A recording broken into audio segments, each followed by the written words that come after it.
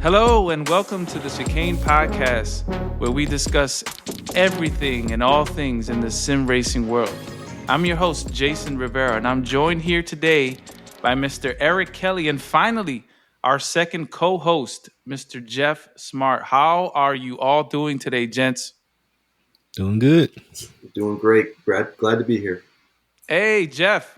So I want to introduce Jeff to you guys. Jeff is an awesome individual.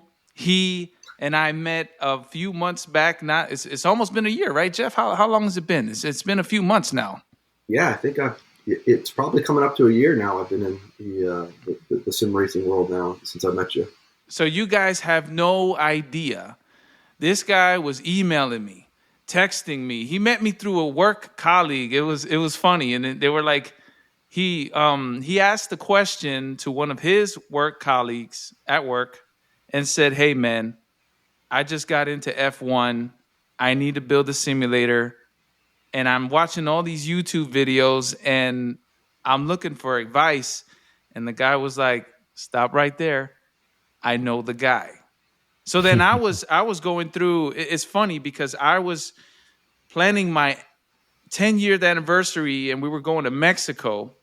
And before that time, this Jeff Smart was emailing me left and right. He's like, "Hey man, what is the status?" And I'm like, "Okay, man, Jeff, I need you to calm down, man. He's got all these ideas, and I'm like, I need you to really take in what I'm about to tell you. This is an expensive ass hobby, yo." I didn't care if you were meeting with the president, the Pope, or anybody. I wanted information on how to get into this thing right now. He wanted it now. Eric, I mean, I'm telling you, I was like, my eyes literally popped out of my freaking eye sockets. They were like, "All right, man, so how serious are you?" That was my question to you, remember?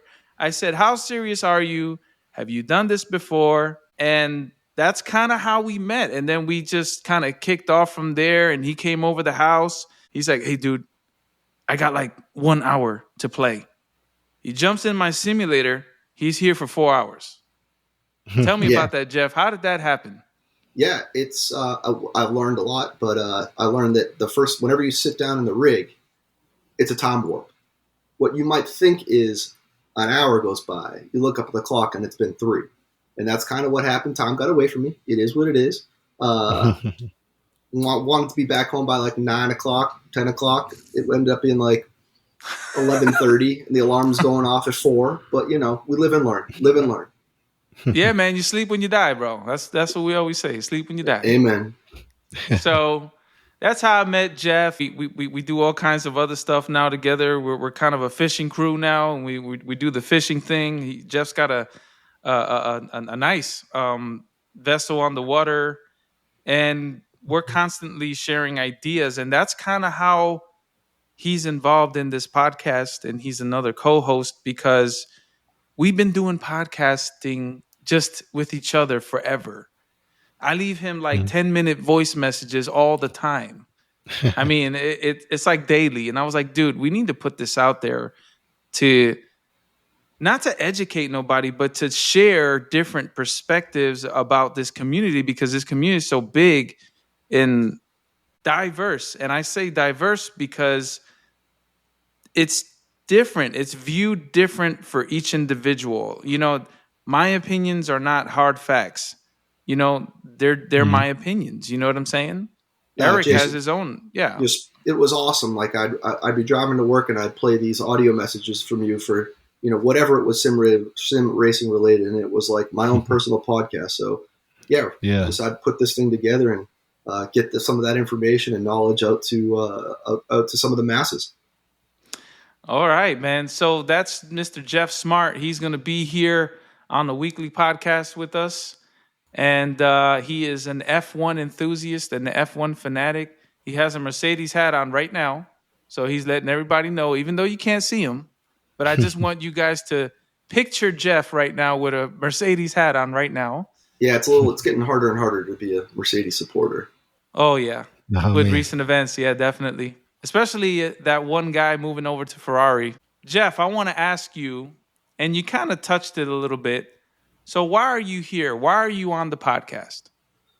Well, Jason, I think I bring a different perspective than maybe most people, or I'll say some of the people that come into the sim racing world. Is I never growing up, from growing up to now, was involved in any video games, computers, building computers, any of that. So kind of when I reached out to you, it was, hey, I'm going to go the PC route for the base of my sim rig that I thought I was going to have in my mind. I never done that before. So I was really jumping in the deep end into the sim racing world where I knew nothing about console, PC, really anything. So now I think I have a pretty decent grab on the PC racing, PC, base, if you will, sim racing now. So I think I bring a pretty unique perspective for people that maybe are hesitant to get into the sim racing world because they've never been a gamer, if you will, whether it be PC or console. So it's never too late. I was 41 years old when I first was specking out my first PC. It's a late bloomer. And yeah, better late than never, right? So I think I bring a interesting perspective here to the sim racing world. And we're lucky, man, because there's never been a better time to get into this.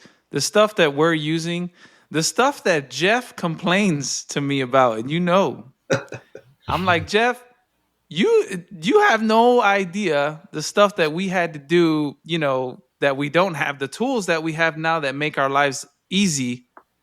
I'm like, bro, you have no idea. It used to be this way, it used to be that way. He's like, dude, I don't care. Why doesn't it just work? And I was like, Jeff, you need to keep your PC updated. He's like, dude, I just want to go race. And I'm like, dude, you need to keep things, there's a maintenance thing. And that's what I'm learning here is I got two kids, a 6-year-old and a 6-month-old. There's a lot of time that I just want to just jump in the rig and race. And that's what I thought I was getting into. But I've learned that part of it is, hey, I need to get in this rig once a week to not race, just to keep my stuff updated, whether it be the PC, Sim Hub, all of the things that drive the sim. It takes a maintenance to it. It's right. like a real car almost, if you will, with oil changes and updates and things like that. So those are the many things that I didn't even know getting into this. So one of the thousands of things that I've learned. Yeah, man. Yeah, he's kind of learned the hard way, man. Eric, he's brand new to PCs. This is his first PC ever, gaming PC. Then he's got a new Discord. Then he's got Sim Hub. Then he's got Windows updates. He's got driver updates for his equipment. And that's interesting. That's my first time hearing it put that way. Basically, the maintenance side of it. That's something I've never heard anybody talk about it like that. Usually, you see people online and they're streaming. You don't know what it took for them to kind of get to the point where they're ready to stream. And really, until you started, Jason, like seeing the behind the scenes with you and all the tweaking and adjusting and getting things ready, hop on the stream and, something not working. And, there's a lot that goes into that I didn't know about, which is one of the main reasons I'm on console. Because I got 2 kids. And I just flip it on. Nah, we need to break that curse, man. We ride out. Hey, man, unless you got some more hours in a day, I think I'm going to be on console for a little minute. That's okay. I mean, we still need the feedback, right, Jeff? We need the feedback from console players. We need it. That's good. That is totally okay. And for those listeners out there, I don't want you guys to feel left out. I don't want you to feel like because you have a console or because you have a console, right, that you're not in this community. We're on this community together. It's just on the PC side, you have more options and there's a little more realism, but you can work. That'll be a goal to work towards, you know what I mean, in the future. But if still, like Eric said, if you want to keep things simple, then console is definitely an option. Yeah, for you. Jason, I was so naive to this stuff that I didn't even know you could do this stuff on console. I just saw people on the YouTubes doing, using PC, so I thought that's what you needed. So there are many easier ways to do this than the PC. I'll say on console, you're definitely restricted. Like more recently, we've gotten access to better equipment through adapters. Like on my PS5, I'm using all Magic stuff, but I have this adapter. If it wasn't for that adapter, like Jason will tell you, I was going to have to go Fanatec.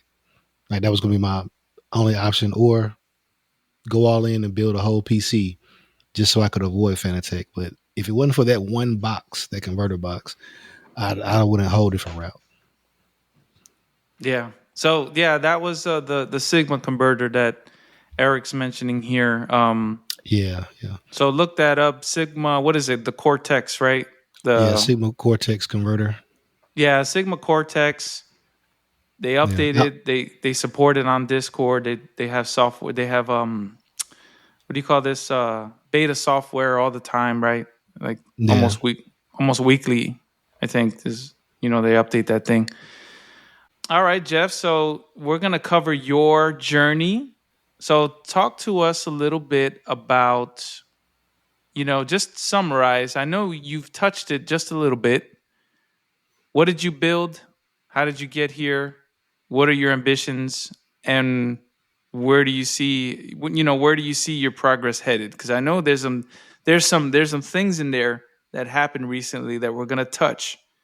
But I just want to know. I know your journey started with me because I kind of walked you through it a little bit.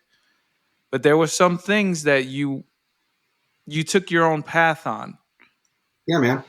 So I just kind of give a quick background on kind of how I got to wanting to sim races. Like the probably countless people that during the COVID pandemic, when everybody was having to stay home, I stumbled upon Drive to Survive, and dude, I couldn't get enough of it. I mean, I smoked through all available episodes. I don't even know if I slept that time that to watch that stuff. So one thing led to another. The Drive to Survive. Then I started, watching F1 on YouTube, and then I stumbled upon a video on YouTube about a sim racing rig, and that's when life went down a different road for me. And that's how I met Jason, trying to get into this sim racing thing. So from a build perspective, talking to Jason, I had a budget, and then I met Jason, and that budget changed. That's how it goes. Order of magnitude, but for the better. Damn, man. Sometimes the truth. I'm way better for it. Eric did this to me in the last episode, man. He hit me He hit me over the head. He said, "Don't be talking to Jason, man." I was like, "What do you mean? What did I do?" Hey, I've been dealing with you for 10, 12 years, man. I get text from you now. Nothing against you.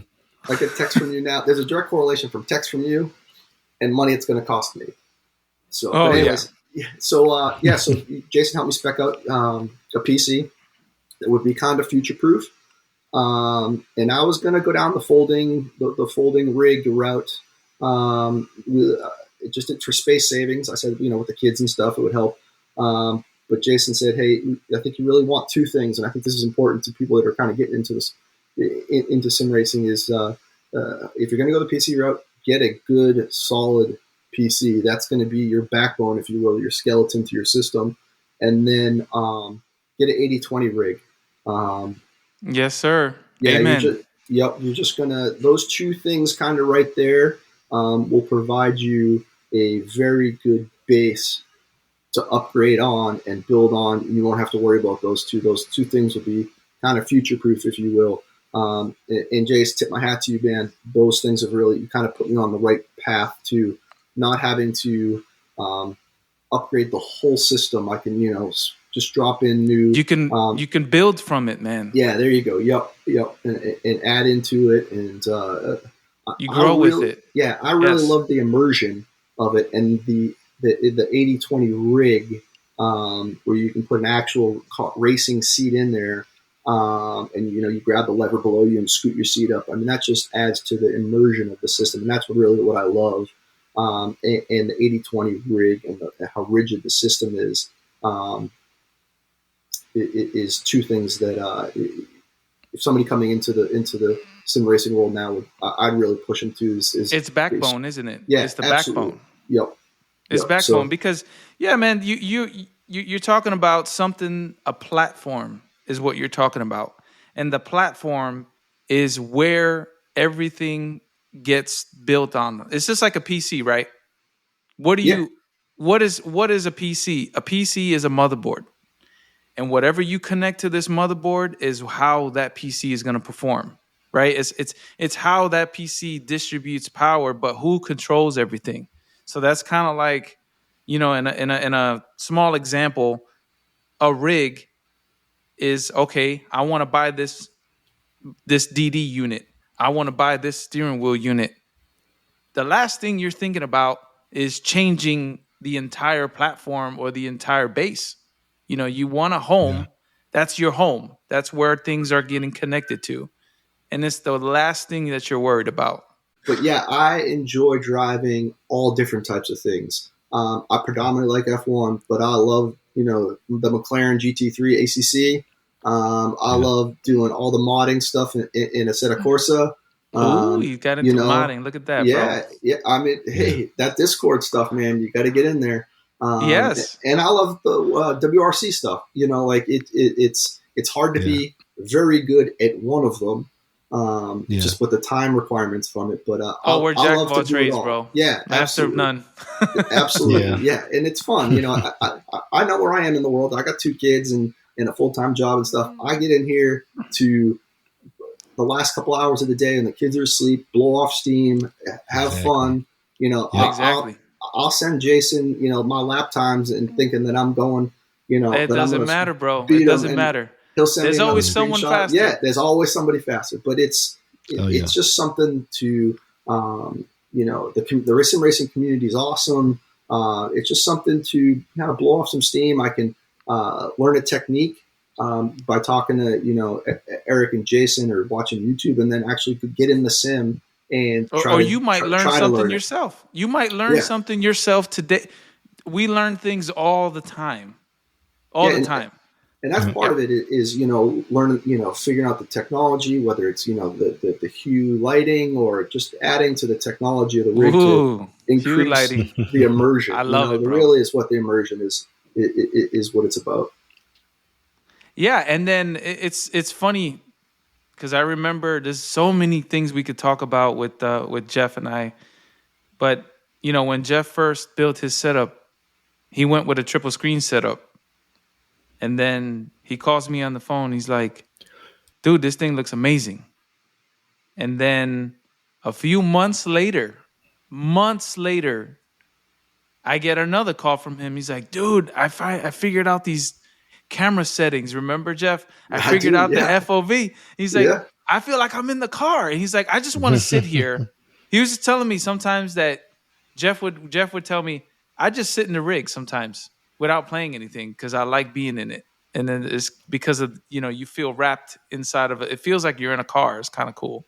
Oh, that's awesome. So, man. Yeah. I mean, dude, that's like, you get on those forums and stuff and they talk about the FOV police and stuff. But FOV police. When you narrow down that FOV, it is a game changer. It's at, whoa, this is what we're trying to do here.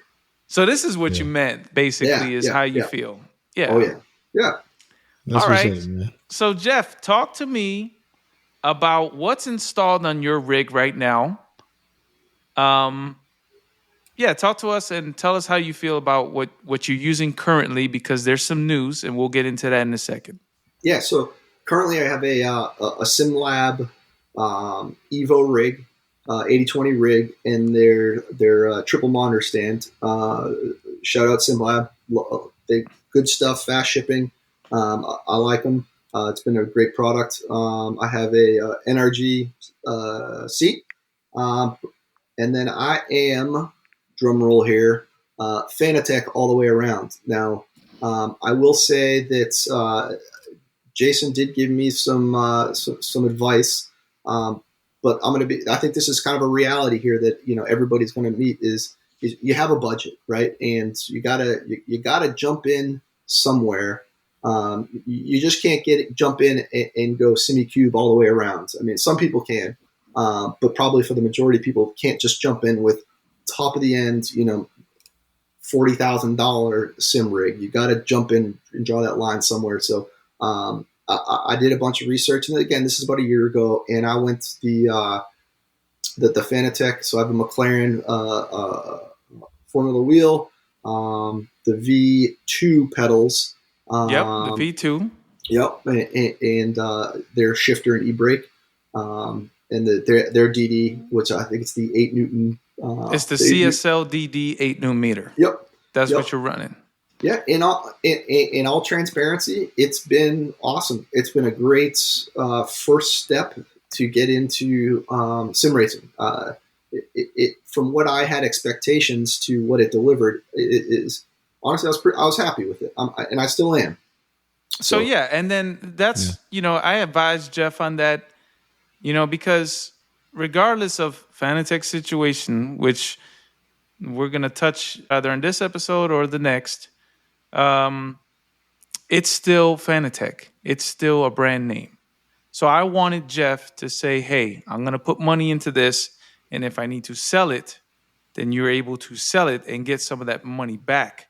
Because no one's going to go out and spend thousands of dollars on something that they don't even know if it's for them or not. And we covered this. Eric and I covered this a few episodes back because it's common sense. You know what I mean? For your first car, you're not going to buy a McLaren for your first car at 16 years old. Well, I really went into the Fanatec route. Living in Hawaii, there's not a big used market when it comes to this stuff. So I needed to buy... Because I knowing willingly that I knew I was probably going to step up eventually, but need to jump in somewhere, that I was going to want to flip this and sell this to something, and I needed something that was going to be able to provide somebody where I was a year ago. They're just getting into it, doesn't want to spend thousands of dollars on a setup, but they could get into it and get a quality product. Right. Yeah, that was smart. All right, so that's Jeff's current equipment. So talk to us about your newly acquired equipment. Yeah, so I do have Fanatec in the rig now, but my PC or the laptop that is that I'm using right now is sitting on a SimMagic box full of SimMagic gear. Yeah, it's just waiting to get installed here in the next week or so. So I think I don't want to say I've maxed out the Fanatec stuff, but I wanted more detail, more of the immersion, if you will, something that was going to help me take my racing to the next level. So looking around, I thought that SimMagic kind of provided me that. So I went their P1000 pedals. And a big reason for that is the haptic motors on the brakes is I thought for sure that was going to give me a better chance to get faster. So I could hit use that brake all the way down to the before the ABS fires and give me a better opportunity to find that braking point to maximize lap times, etc. And just being a stiffer pedal in general, that brake. And then I went there Alpha for the DD. I think that's a 15 Newton meter, so I'm almost doubling my Newton meters. And it's like you do all the Discords, the Reddits, the Facebook groups about this stuff, and I can't find a whole lot of people anything bad to say about SimMagic. They stand by their product. The customer service is good. You deal with the shop that you bought it from, not the corporate. So, which is, we'll get, like you said, Jason, we'll get into the Fanatec issue. And, right. And then I got the Neo wheel, which is, the GT Neo, the GOAT. Yeah. I think it's awesome. I love what what SimMagic did with the Neo is kind of shot across the bow to all the other manufacturers to say, hey, we don't need to be charging $2,000 for these wheels. What was it? Was it $290 for the Neo? $299. That's a killer wheel. Wheel for the price. It's $289, and they did that on purpose. They did it. Yep. They priced it at $289 to make you think, okay, well, if I get the adapter, then that's even $300, basically. Right? And we're talking USD here, guys. By the way. Yeah, and that's a killer wheel for the price. So hopefully all the other manufacturers see that and start making these a little bit more financially available choices to the masses. But can't wait. I'm just waiting on some mounting hardware to come in. and then I'll be. I like to think I'll be taking a major step forward big time in the gear and the peripherals and in the immersion. When you install that stuff, you're kind of starting over almost. I hope you understand that. With settings and getting things right and moving things around and being comfortable inside your rig. And because those fine tunes that you had on the 8 Newton meter is not going to work on your heavier wheel. And Eric can definitely talk to you about that. Seriously. Yeah. He's still chasing settings on how to get things right. Then he has the console limitation for some games as well. Yep. Yeah. It's interesting. Yeah, I mean, I kind of like doing the tweaking now. It used to be I just wanted to get in there and drive, but part of the fun part with the sim racing is testing different setups, things you didn't know were going to affect your lap times or how you feel and the detail that the DD is giving you as you're going around the track and kind of how that affects the car. So, well, I'm not looking forward to getting on my hands and knees and trying to get that last bolt under the pedals to make sure that they're tight. Like I said, I'm 41 years old. I can only take that stuff for so long on my hands. What do you mean, man? You're young, floor, man. Dude. Get out of here. Not looking. You're in one piece, bro. But you guys don't know who you guys have no idea who's on the mic right now. Yeah, this guy is an adrenaline junkie. This dude used to jump off of cliffs on a freaking wingsuit. yeah. Live some hard years. So how many jumps you had again? How many jumps? Yeah, I got like 480 something skydives. Oh my god! And 88 base jumps. Yeah, so doing something a little safer now is I think that's why. And then he's complaining about getting on his knees to screw down a freaking cell. Hey, it's not enough adrenaline, man. That's the problem. No, dude. Oh, it takes me like 10 minutes just to stand back up. I'll say this though. I'll say this with the Sim Magic pedals. One of the reasons why they're winning is they just make stuff easy for you as the customer to customize things. I just swapped my stuff, and I mean the pedals just kind of adapt. They're built for you to attach them to things. I'll say that. So they might be easier. I'm not sure with the Fanatec pedals how their mountain stuff was set up, but these are simple. Yeah, I mean, I was looking at the pedals, and it's just like I got kind of bigger feet in there, so when I needed to move the gas pedal to the right, and the clutch to the left to make some room for the brake and stuff, and it's like 4 bolts. It took me like 5 minutes to try to set them up, or but the Fanatec ones, forget about it. It's an all day affair. I know, right? And then we were actually discussing about the actual build quality on those pedals and the materials that they're using is pretty damn solid for the price that you're paying. Head and shoulders over the Fanatec pedals. And the Fanatec pedals did me great for jumping in where I got in, but those P1000s are impressive. Yeah. Yeah, I was shocked. I was coming from G29, so basically toys. And I went to the P1000s, and as soon as I put them out the box, I was on a FaceTime with Jason when I did it, and I'm like, I feel like this. I'm supposed to mount these in a car. Like, that's what it feels like, and I haven't even gotten to adjusting everything. But yeah, the build quality. You take that, and you're like, oh, this is serious stuff. This is serious. Right. Yeah. And then we have some news on Eric too, which we'll cover at the start of the next episode, because you can't see it, but I'm staring at it in the background. I see it. So we're definitely going to touch on that and, ask Eric. He has some new equipment that came in that is installed, which is impressive because them things take a while. I'm pretty sure you figured out how many freaking bolts and nuts. Oh, and that's another thing. Before we wrap this up, Jeff was like, well, I'm going to order the rig, the wheel, the pedals. This is first setup. He's like, and I'm going to race today. You see. I'm like, bro.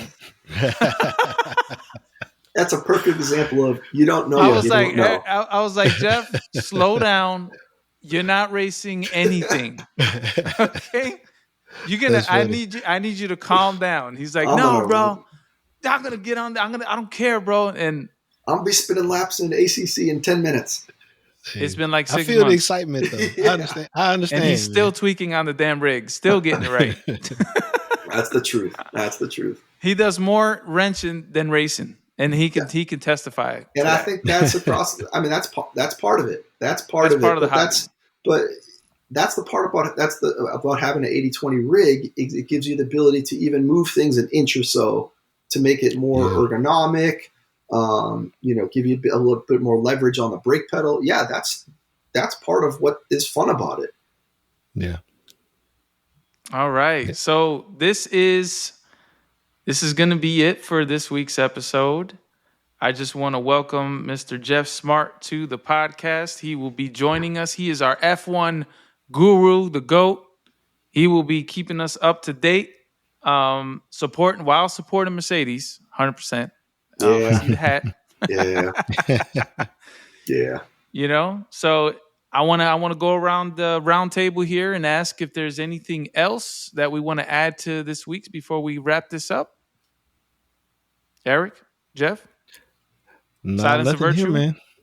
Yeah, I think we're good, and just want to say, hey to everybody, and look forward to engaging in some great discussions on F1 racing and all things sim racing.